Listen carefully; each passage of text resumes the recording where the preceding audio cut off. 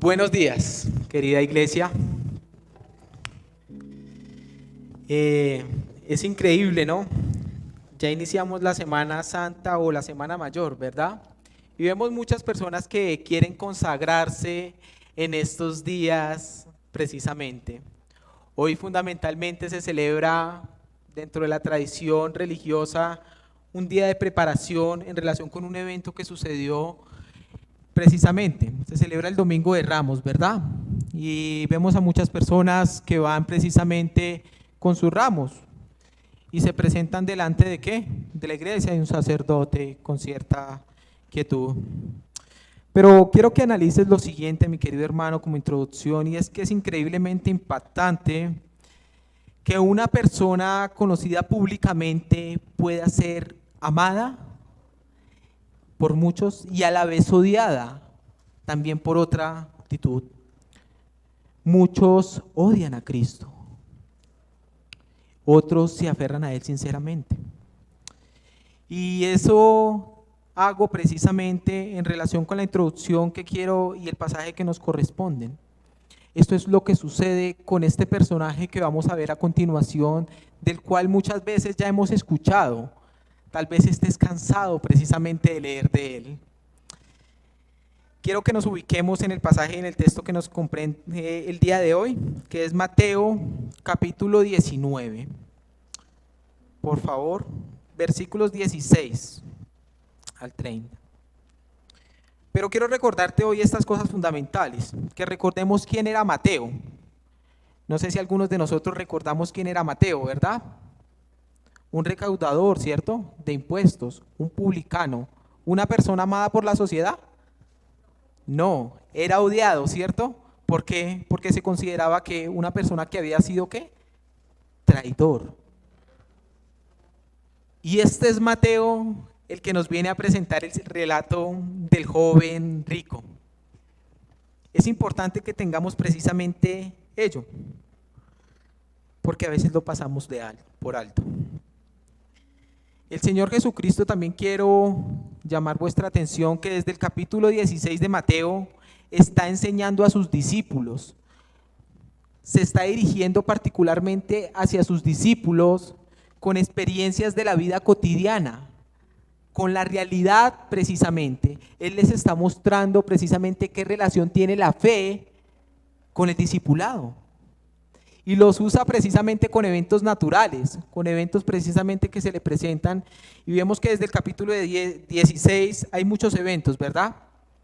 Habíamos recordado algunos de ellos y permítemelos recordar en esta mañana.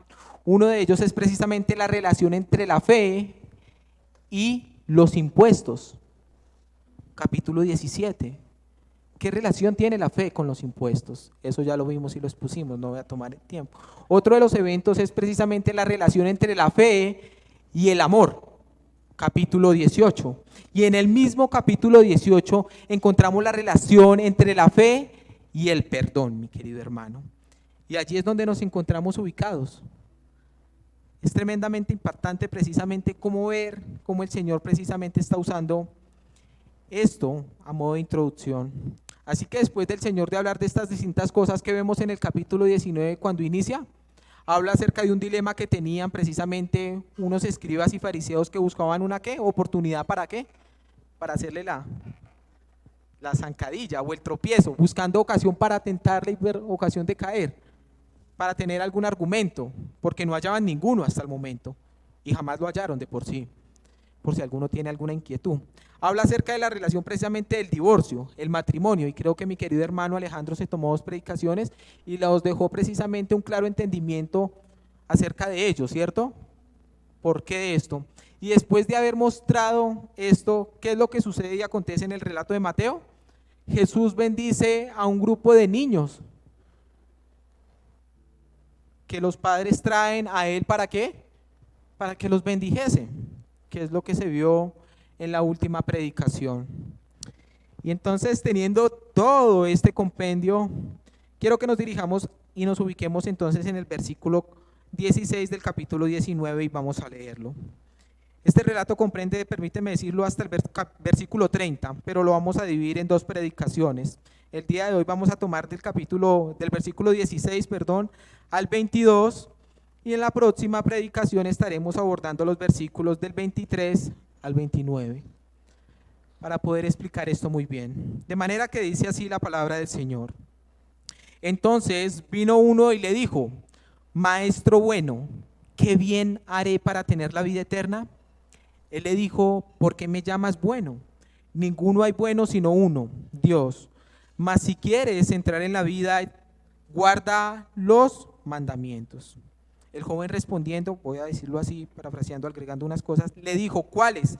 Y Jesús le dijo: no matarás, no adulterarás, no hurtarás, no dirás falso testimonio, honra a tu padre y a tu madre, y amarás a tu prójimo como a ti mismo. El joven le dijo: todo esto lo he guardado desde mi juventud, ¿qué más me falta? Jesús le dijo: si quieres ser perfecto, anda, vende lo que tienes y dalo a los ¿quiénes? A los pobres, y tendrás tesoro en el cielo, y ven y sígueme. Oyendo el joven estas palabras, se fue triste porque tenía muchas riquezas. Padre, queremos encomendar este tiempo, Señor, para que a través de tu Espíritu Santo ilumine, Señor, nuestro entendimiento, que podamos ser renovados en esta mañana a través, Señor, del entendimiento de tu palabra misma, Señor, y que cambien nuestras vidas, Señor. Encontramos este relato bastante común y que lo hemos leído en muchas oportunidades, pero queremos pedirte, Señor, que impactes nuestras vidas a través de este joven, Señor, y esta analogía que tú estás utilizando aquí. Gracias, bendito Rey, por la oportunidad, Señor, que me das. Dame sabiduría, Señor, para poder expresar este mensaje con la mayor claridad, Señor, y poder ser fiel, Señor, ciertamente a tu palabra. Quiero agradecerte, Señor, por este tiempo, por mis hermanos, quienes están dispuestos, ciertamente, Señor, a escuchar lo que tú quieres hablar a sus vidas y cómo quieres precisamente alentar, exhortar y confortar sus corazones. En tu precioso nombre damos gracias. Amén y amén. De manera que el título de esta predicación es la pregunta que toda persona sensata debería hacerse, y es: ¿qué debo hacer para obtener la vida eterna? Ese es el título de la predicación del día de hoy. Y los puntos que vamos a abordar ciertamente son tres, muy sencillos. Uno de ellos es una búsqueda sincera pero insuficiente. El segundo punto que vamos a ver en relación con el texto es una percepción incorrecta del joven. Y el tercero es la muestra de la prioridad y la respuesta correcta. No, mentiras, la respuesta incorrecta. Así que vemos que precisamente que el relato de Mateo nos muestra un suceso, ¿no? Que después de que inmediatamente el Señor dio un ejemplo y una enseñanza clara para los discípulos del amor hacia los más pequeños, se acerca a él ¿qué? Un joven. Pero quiero que pongas atención precisamente en la primera palabrita que tú encuentras allí en tu Biblia. Entonces, el autor precisamente está tratando de captar nuestra atención. Cuando tú escuchas la expresión entonces, es como si te estuvieran diciendo: oíd, mire, pongan atención a lo que ¿qué? A lo que va a acontecer. Y Mateo lo que está diciendo precisamente es que pongamos atención frente al suceso que va a acontecer allí. Venía una persona, por el relato de los paralelos, corriendo, ansiosa precisamente, y se acerca al Señor Jesucristo. Y es impresionante, mi querido hermano, cómo este joven precisamente se acerca. Quiero que prestes atención. Dice: entonces vino uno y le dijo: maestro, ¿qué? Bueno. ¿Quién era esta persona que se acercó precisamente al Señor Jesucristo? El título pues nos da una idea, pero ciertamente por el relato de los paralelos en Lucas 18 encontramos que era una persona, un principal. Posiblemente podría ser un principal de la sinagoga local que se encontraba, posiblemente. Pero también Marco nos deja ver que era una persona que tenía ¿qué? Muchas riquezas y posesiones. viene y se acerca al Señor Jesucristo no de una manera tranquila, sino de una manera ansiosa, que le urgía precisamente, ya que tenía una necesidad tan grande en su corazón. Viene y se presenta delante del Señor precisamente, y no era cualquier hombre el que se presentaba, era una persona distinguida en la sociedad, un alto estatus posiblemente. Esto podría deberse precisamente al carácter de la familia, pero notablemente quiero que también precisamente notes eso, de que también debía deberse a lo a sus riquezas. Generalmente una persona rica es conocida dentro de la sociedad. Sí, nosotros escuchamos de muchas personas, Elon Musk, Cristiano Ronaldo, Messi, yo no sé cuántos más, que son muy conocidas porque por sus riquezas, y son desapercibidos en la sociedad. No, son muy conocidos, ¿verdad? Pero lo que me intriga precisamente, mi querido hermano, es el respeto con el que este joven se acerca al Señor Jesucristo, ya que al acercarse, dice el relato de Mateo, que se pone de rodillas delante de la presencia de Dios mismo, como relata Marcos 17, capítulo 10, versículo 17.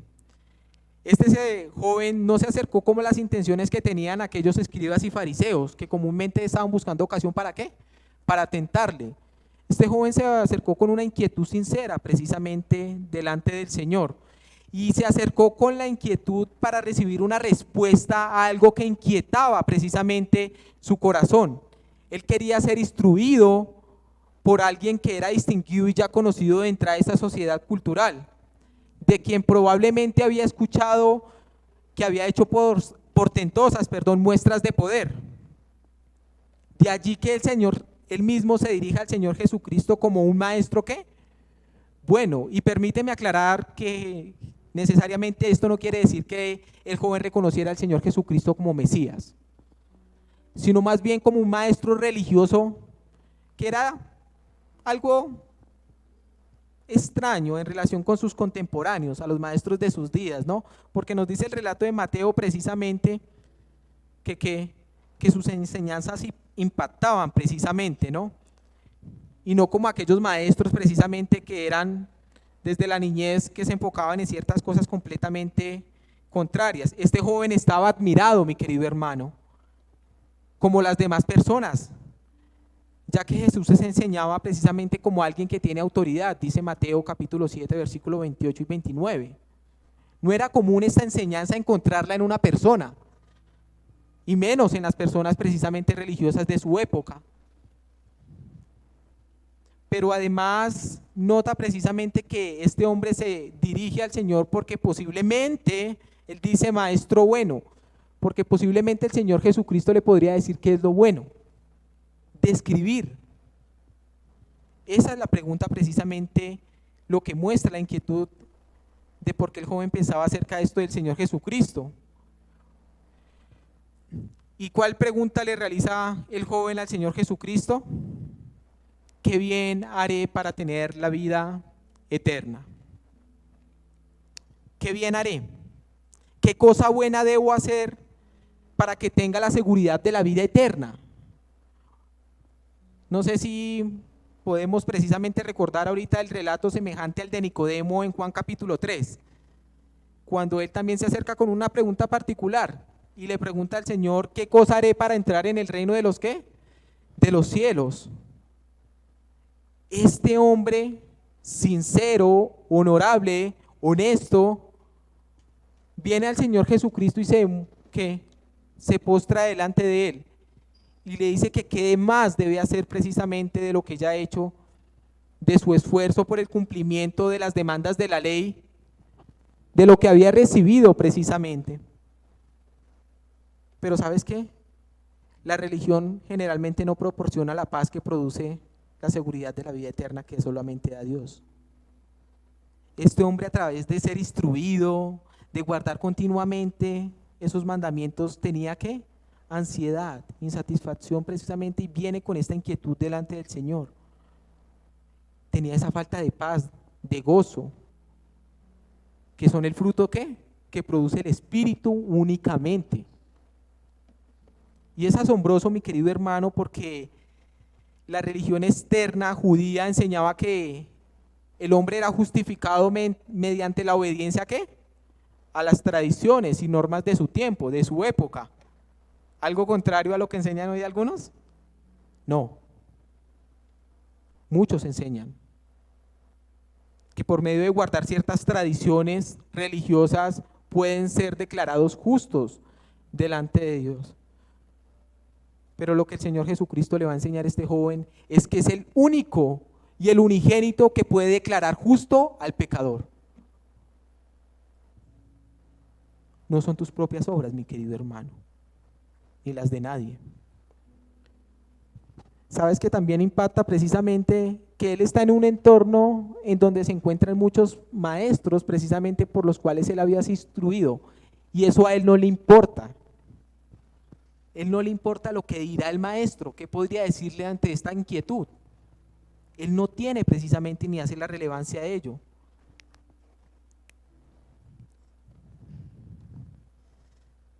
¿Sabes que es extraño precisamente que él realice esta pregunta? Porque él ya conocía todas estas reglas que debía para alcanzar la seguridad de vida eterna. Pero este hombre pone en manifiesto que estaba dispuesto a hacer cuanto fuese preciso para asegurar obtener la vida eterna. Pero la pregunta es: ¿por qué a Jesús? ¿No le has preguntado eso al texto? ¿Por qué a Jesús? ¿Por qué no a otro de sus contemporáneos? ¿Por qué no a Caifás, por ejemplo, uno de los sumos sacerdotes? Posiblemente esto se debe a que él ya había realizado esta pregunta a muchos y ninguno daba ¿qué? La respuesta que de pronto él esperaba, ¿no? Y se acerca precisamente con esa devoción sincera delante del Señor y le manifiesta su inquietud sobre qué debía hacer para alcanzar la vida eterna. Pero antes de continuar me quiero tomar 2 minuticos para entender qué es la vida eterna. Muchos de nosotros entendemos que la vida eterna es ¿qué? Una vida con una existencia sin fin, perpetua, ¿verdad? Y es correcto, pero no es completo. No es completo, mi querido hermano.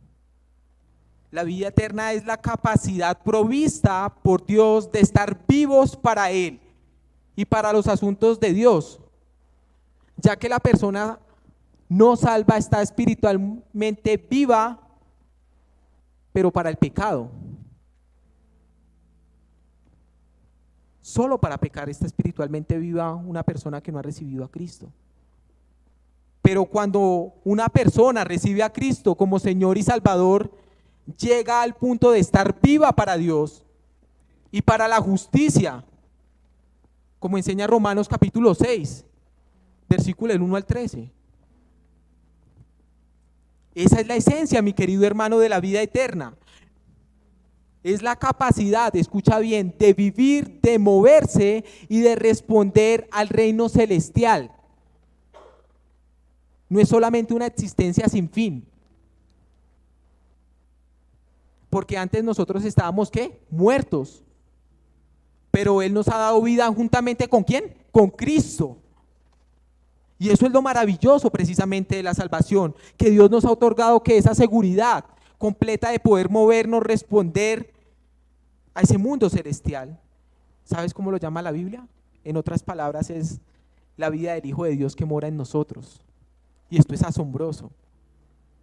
Así que, mi querido hermano, la vida eterna, más que una cantidad de existencia, es una calidad de existencia, una calidad de vida. Que esto era lo que este joven no tenía. Por eso viene al Señor Jesucristo y se presenta con esta inquietud. Versículo 17, mi querido hermano. Después de que él pregunta, él dice, el Señor le responde, él le dijo, ¿por qué me llamas qué? Bueno.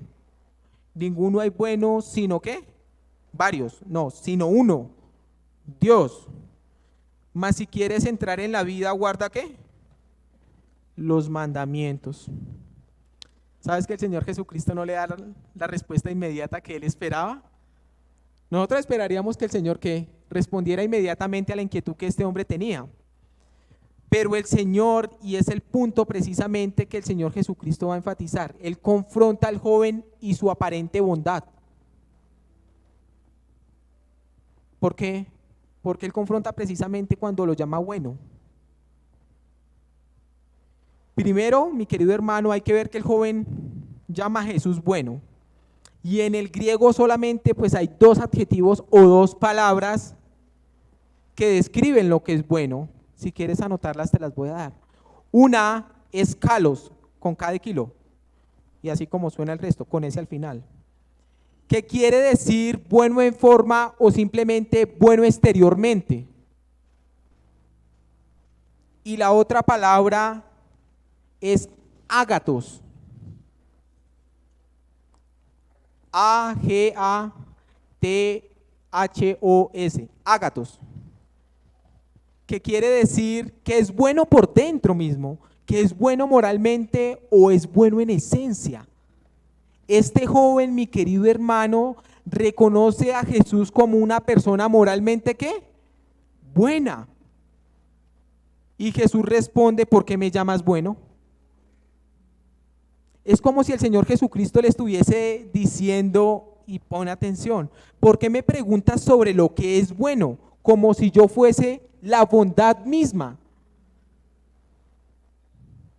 Es algo extraño llamar bueno a Cristo después de que primeramente lo menciona simplemente como un maestro.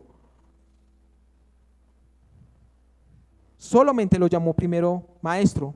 Y el Señor Jesucristo le responde: porque bueno solo hay uno. Y ese es extraño, ¿no te parece? Pedir simplemente como él consideraba al Señor Jesucristo a un maestro de la religión que determine lo que es bueno, es algo precisamente que excede todo conocimiento y sabiduría humana. ¿No te has puesto a pensar? ¿Por qué pedir a un maestro de la religión que determine lo que es bueno?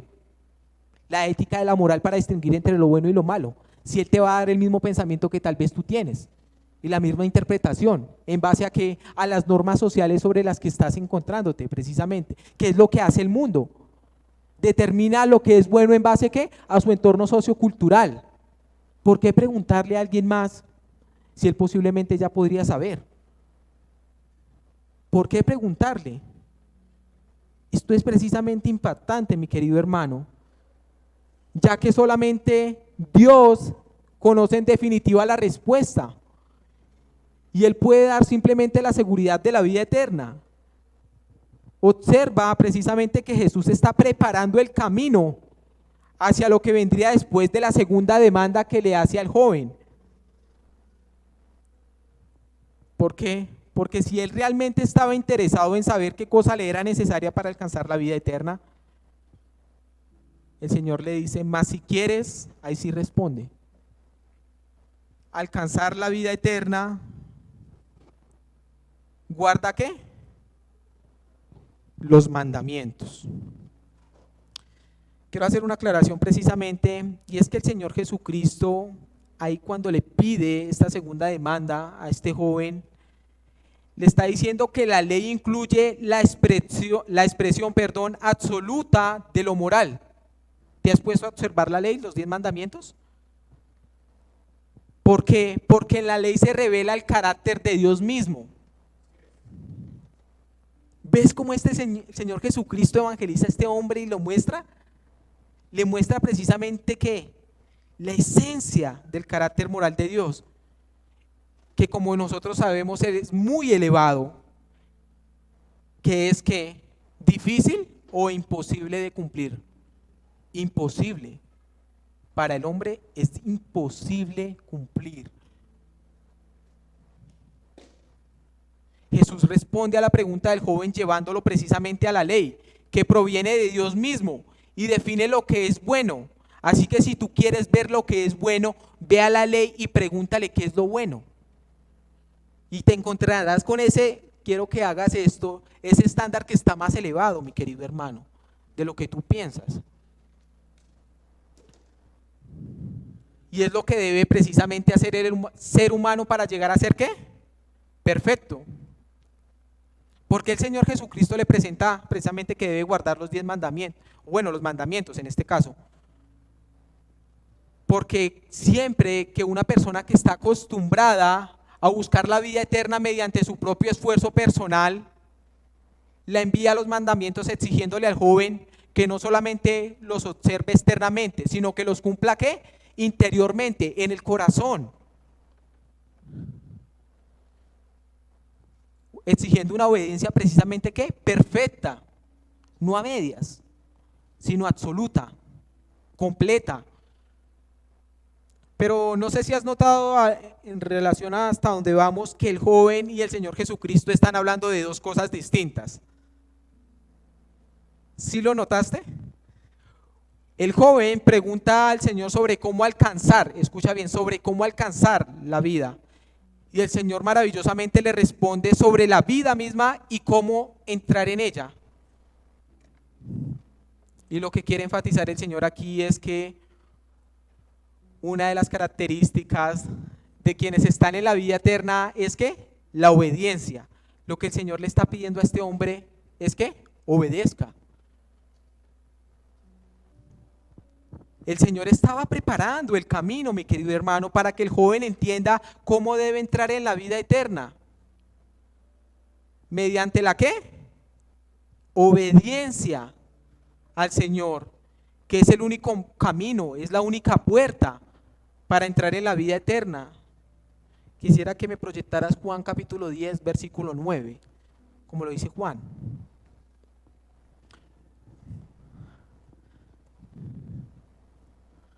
Yo soy la puerta, el que por mí entrare, ¿qué? Será salvo, y entrará y saldrá y hallará pastos.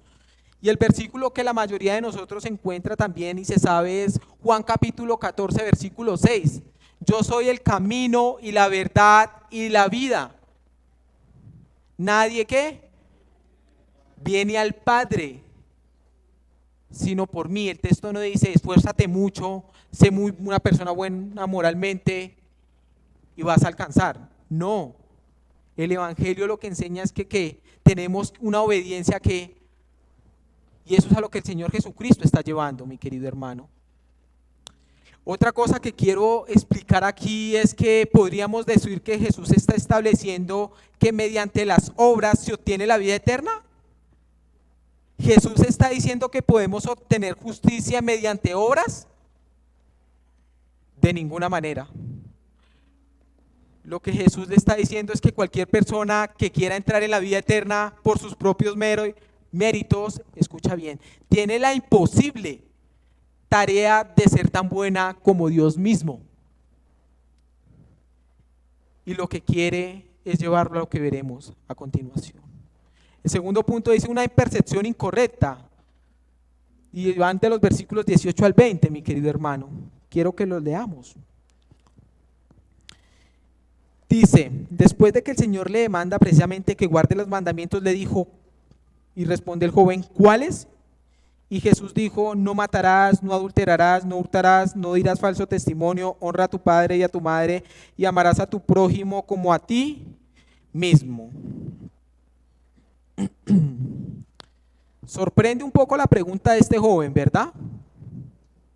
¿No te parece sorprendente que una persona que había sido enseñada, instruida por maestros de la ley religiosa, pregunte cuáles? Si era la pregunta precisamente con la cual podría estar más familiarizado. Él los conocía, pero pregunta cuáles precisamente.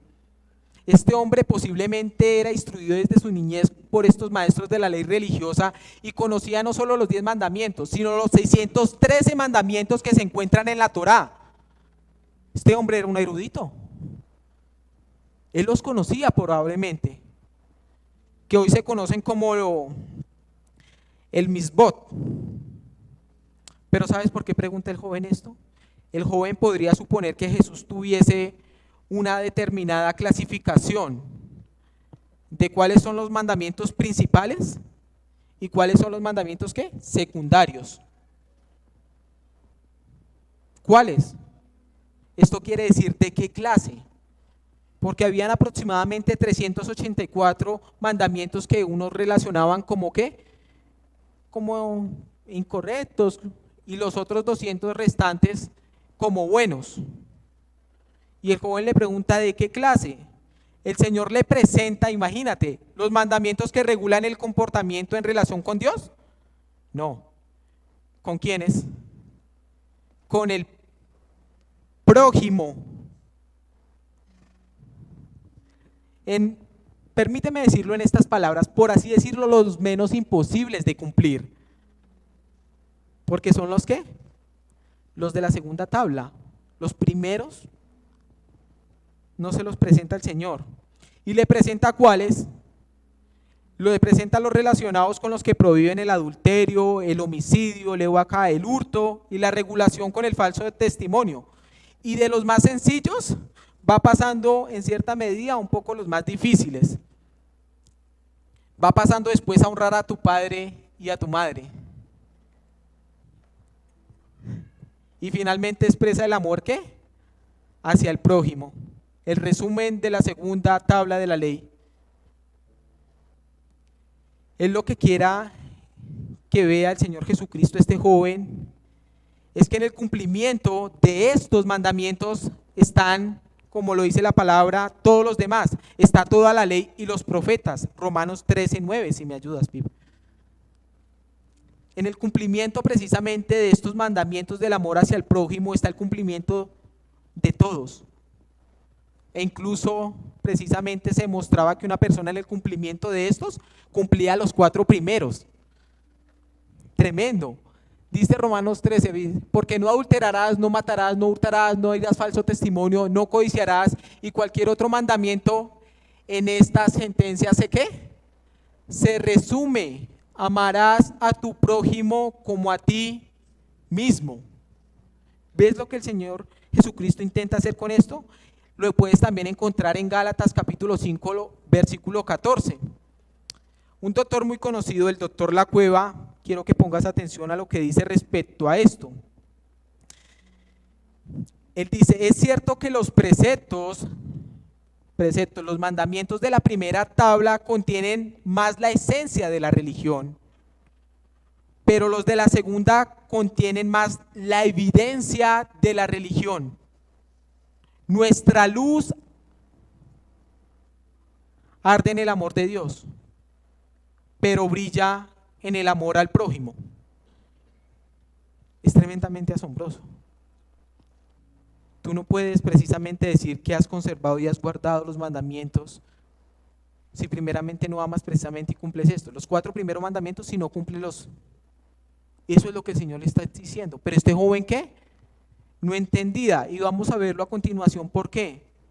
Es suficiente, mi querido, con esto, ya que el legalismo y la tradición en los tiempos del Señor Jesucristo habían convertido la vida, o sea, el alcanzar la vida eterna, en meras actividades religiosas, en formas externas, que aparentando la piedad, negaban la eficacia de la misma. Nada extraño al día de hoy, de aquellos que incluso creen que por tener ciertos comportamientos o disciplinas espirituales están en el camino correcto. Muchos piensan esto, o como tal vez por estar en un ministerio tienen una relación correcta con Dios. Esto es equivocado. Debemos examinarnos, mi querido hermano. Este es el joven rico, y déjame decirte que sería el cristiano ideal en nuestras iglesias. Un joven que no era asesino, no era un ladrón, un buen hijo, honraba a sus papás, amaba al prójimo y el prójimo lo amaba. Este es el tipo de persona que en la iglesia se encuentra hoy, que es moralmente buena. Y es el tipo de persona que quiere y está llena muchas iglesias. Pero ¿sabes cuál es la realidad hoy, mi querido hermano? Es que en las iglesias hay jóvenes adulterando, alimentando su mente con pornografía, que no respetan a sus padres, antes los desafían.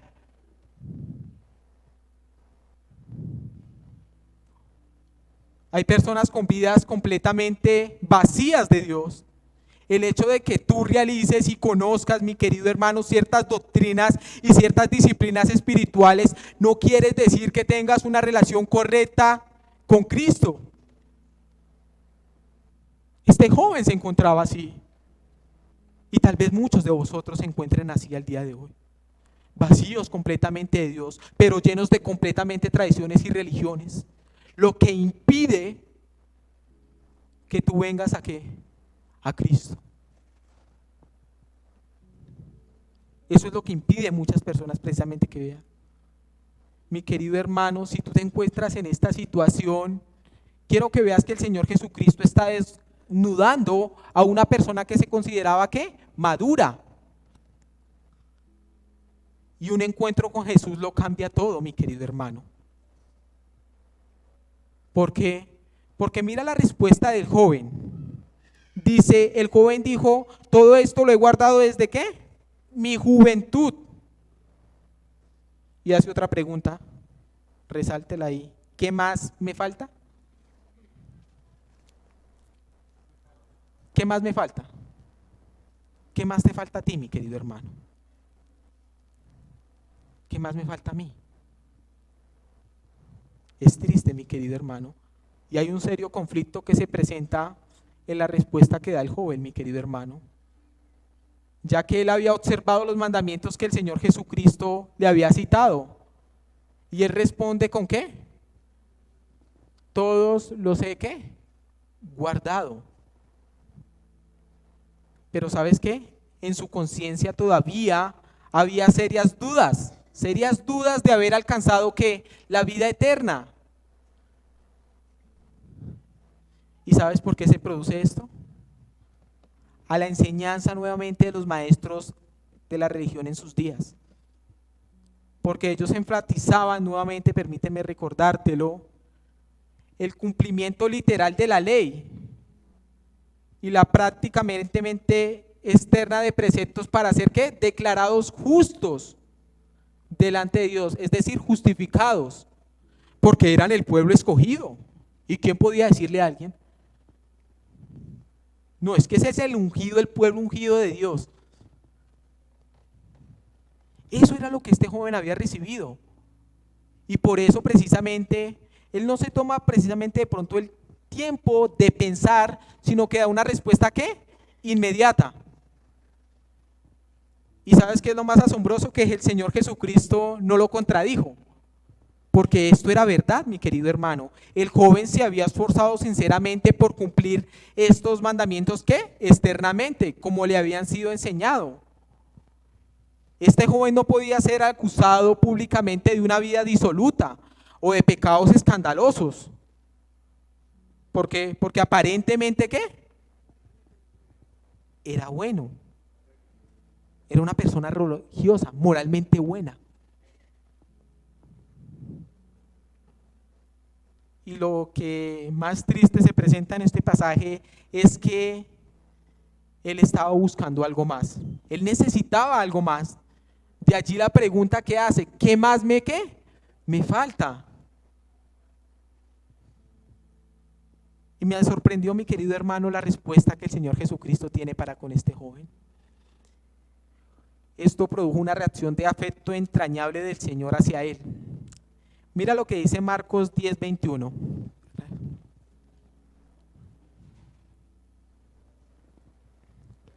Marcos capítulo 10, versículo 21. Dice, entonces Jesús, ¿qué? Mirándole, le amó. Yo me esperaba otra respuesta por parte del Señor Jesucristo, pero me sorprendió. Sintió afecto por el joven, en otras palabras, sintió compasión por una persona que estaba ¿qué? Desorientada y perdida. ¿Y cómo es nuestra respuesta frente a personas que vemos desorientadas y perdidas, incluso en nuestra propia familia, que viven simplemente en una religión? ¿Nosotros qué? Le damos con el canto duro de la Biblia, pero es que usted está equivocado. Y los cogemos y tenga. Los tratamos con dureza, sin sensibilidad. El Señor lo amó. ¿Cómo es que nosotros podamos dar otra respuesta ante personas que religiosamente y moralmente, incluso dentro de nuestra propia iglesia, están desorientadas? Porque no los miramos con ese mismo afecto que el Señor Cristo tenía por él.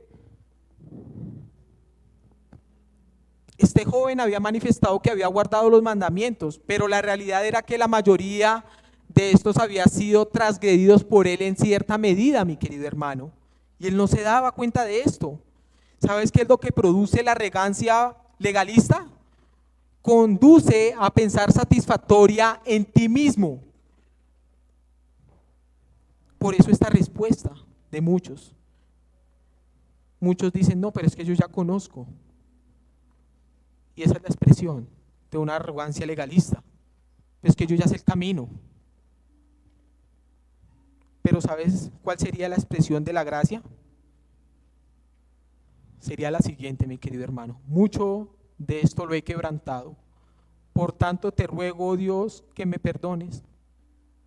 Por esta causa no fue justificado el fariseo de Lucas capítulo 18, versículo 11 y 14. Lo que produce esta arrogancia, mi querido hermano, es que incluso puede llegar al punto de desorientar la conciencia y en gran medida impedir el arrepentimiento, ya que una intelectualidad sin obras consecuentes con la verdad de la fe es lo que ha hecho más daño al testimonio del Evangelio. Es lo que ha hecho más daño al testimonio del Evangelio. Muchos arrogantes, muchos intelectuales, pero carentes ¿de qué? De vida, conforme y consecuente a la verdad de esa fe que proclaman. Y sé que muchos tal vez hemos experimentado o estamos experimentando ello, una vida que no refleja verdaderamente el testimonio. De allí que Santiago dice, muéstrame tu fe y yo te mostraré mis obras. No lo dice por nada. Hay mucha religiosidad dentro de la iglesia cristiano-evangélica hoy en día. Mucha aparente adornos de piedad, pero niegan la eficacia de la misma. Personas que en el culto se comportan de una manera y cuando salen puertas atrás lo llama el esposo, ay, pero ¿por qué me llama para esto, para aquello?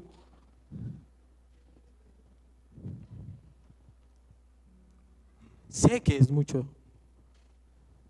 Se comportan de otra manera. Llegan al hogar y empiezan a gritar a esos chicos y a tratarlos de la peor forma.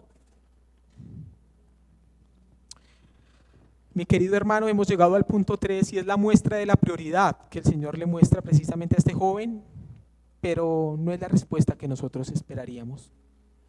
Se encuentra entre el versículo 21 al 22, quiero que los leamos, mi querido hermano.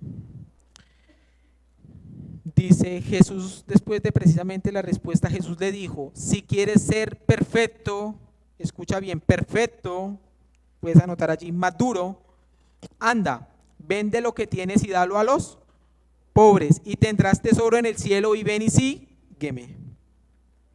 Oyendo el joven esta palabra se fue ¿qué? Triste porque tenía muchas posesiones. ¿Sabes qué es impactante? Que Cristo no entra en una enseñanza como lo hizo Nicodemo acerca del nuevo nacimiento. Jesús precisamente y aparentemente está admitiendo una salvación por obras, porque le dijo primero que debía guardar los mandamientos, el cumplimiento de la ley. Y también ahorita lo está llamando al desprendimiento generoso en favor del prójimo. Pero ¿sabes que no es así lo que el Señor precisamente está enseñando? Lo que Él está diciendo precisamente que la vida eterna se alcanza ¿qué? Creyendo. Es decir, entregándose a Jesús, como dice Juan capítulo 3, versículo 16. Esto es lo que Jesús le está tentando de transmitir al Señor, a ese joven rico.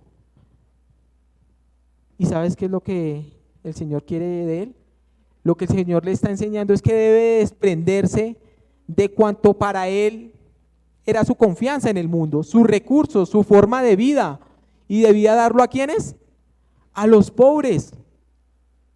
Si quieres ser perfecto, anda, vende tus posesiones y dala a los pobres, y luego ¿qué?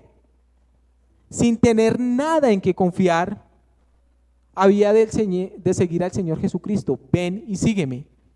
¿Acaso eso no es la realidad de la conversión y de la entrega por fe al Salvador? ¿No es lo que demanda el Señor Jesucristo de cada uno? Sabes que Cristo pone a prueba precisamente lo que el joven consideraba que tenía. Ponía a prueba si realmente amaba al prójimo como a sí mismo y si estaba dispuesto a obedecer a Dios como él había manifestado que lo había hecho, ¿qué? Desde su juventud. Esto era lo que demostraría la realidad del deseo del joven de obtener y alcanzar la vida eterna. ¿Por qué? Porque quien ama la vida eterna desea los tesoros celestiales sobre cualquier riqueza de la tierra. La riqueza terrenal sería dejada a un lado y dada a los pobres para abrazar y atesorar la celestial, y tendrás tesoro en el cielo.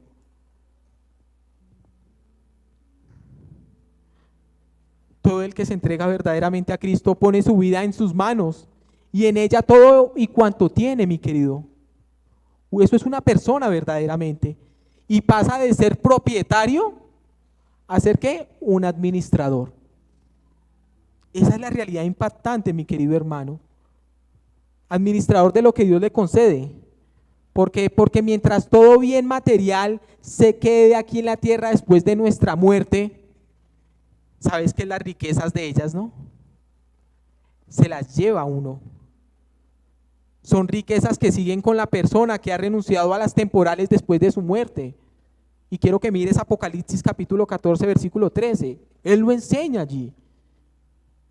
Cristo, después de poner al descubierto la verdadera escala de valores del joven, le pide precisamente que debía manifestar lo que estuviese dispuesto a hacer. ¿Con qué? Con sus riquezas y con los pobres, ya que en eso se conocería su verdadero cumplimiento de amar al prójimo como a sí mismo, vendiendo todo lo que tenía y dando a los pobres. Déjame hacerte una pregunta, mi querido hermano. Si Cristo ahorita te pide que vende y dejes todo lo que tienes, incluso tu ministerio, tu familia, ¿cuál sería tu respuesta? ¿Cuál sería nuestra respuesta? Y Cristo hace una demanda final. Versículo 21, parte C. Después de que le dice, si quieres ser perfecto, maduro, anda, vende todo lo que tienes y dalo a los pobres. La parte C dice, ¿y tendrás tesoro qué? En el cielo. Y viene, sígueme. Pero permíteme algo que me faltó allí. Vende todo lo que tienes y dalo a los pobres. Tiene que ver precisamente con el seguimiento hacia el Señor Jesucristo. Jesús exige una renuncia a todo, ¿para qué? Para un seguimiento como un discípulo, una entrega total en dependencia a Él y una manifestación visible de su amor por Él. Por eso te pregunté anteriormente si tú, la pregunta que muchos de nosotros quisiéramos evadir. Muchos han malinterpretado este texto, como le dije a un hermano esta mañana, y se ha enseñado precisamente, escucha bien, que el estado perfecto era la pobreza, la castidad y la vida monástica, al entender que la perfección a la que el Señor Jesucristo se refiere en este texto era eso. Entonces desprendámonos de todo aquello, vámonos a una montaña, formemos una casa, rapémonos esa. No, mi querido hermano, el Señor Jesucristo no está enseñando esto. El Señor Jesucristo no está enfatizando en un cristiano excepcional, sino en la condición natural de todo cristiano que renuncia a sí mismo para apropiarse y vivir a Cristo. Gálatas 2:20, porque para mí el vivir es Cristo y el morir, ¿qué? Es ganancia. Esta es la condición natural, no te asombres. Es negarte a ti mismo, tomar la cruz cada día y ¿qué? Y seguirle. Versículo 16-24, el mismo Mateo lo dice. El que quiera ser mi discípulo debe ¿qué? Negarse a sí mismo, tomar su cruz y sígueme.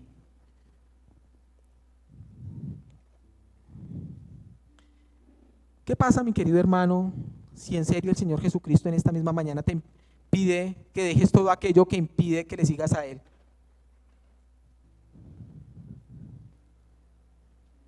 quiero que entiendas que las riquezas aquí no solamente se enfocan en el dinero, y las riquezas no son las mismas para las distintas personas. Para algunos son la fama. Es más difícil desprenderse precisamente de la fama y el honor, pero tienen que renunciar a ello. Para otros es más difícil renunciar a la satisfacción que producen ciertos apetitos o gustos.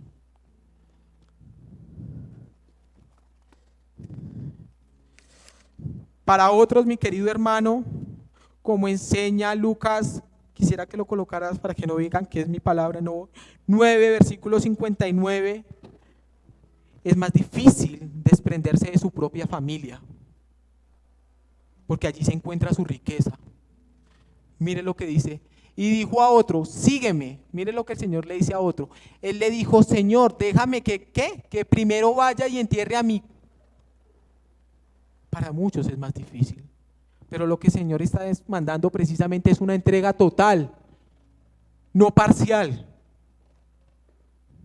O es Jesús o es las riquezas. No hay punto intermedio.